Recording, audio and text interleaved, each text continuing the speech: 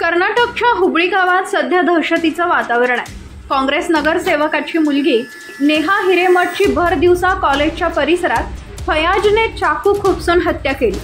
इतक्या निर्दयीपणे त्याने हे वार केले की 30 सेकंदात त्याने नेहाला 14 वेळा भोसकले। आता नेहाच्या शवविच्छेदनाचा अहवाल प्राप्त झालाय। यात आरोपी फयाजने कशा प्रकारे क्रूरतेचा कळस गाठला हे स्पष्ट दिसून येत आहे।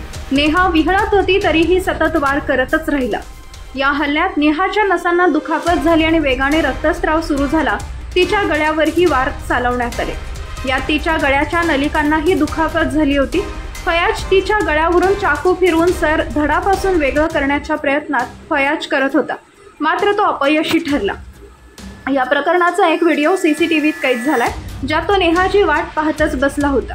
ज्यानंतर त्याने नेहा दिसताच वार सुरू केले। त्यानंतर त्याला स्थानिकांनी पकडले, मात्र तोपर्यंत खूप उशीर झाला होता।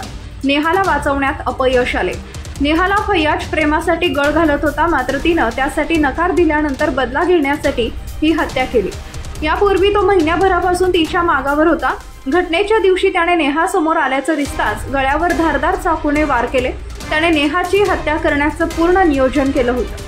पोलिसांनी या प्रकरणाची अधिक चौकशी सुरू केली आहे। त्याच्या मित्रांकडून मिळालेल्या माहितीनुसार फयाज आपल्या मित्रांना सांगत फिरायचा, जिने मला नकार दिला तिची मी हत्या करणारच आहे। या प्रकरणात शहर आयुक्त रेणुका एस सुकुमार यांनी दिलेल्या माहितीनुसार ते दोघेही BCAच्या वर्षभरापासून एकत्र अभ्यास करत होते। नेहाने आपला अभ्यास सुरूच ठेवला, पण आरोपीने शिक्षण सोडलं होतं।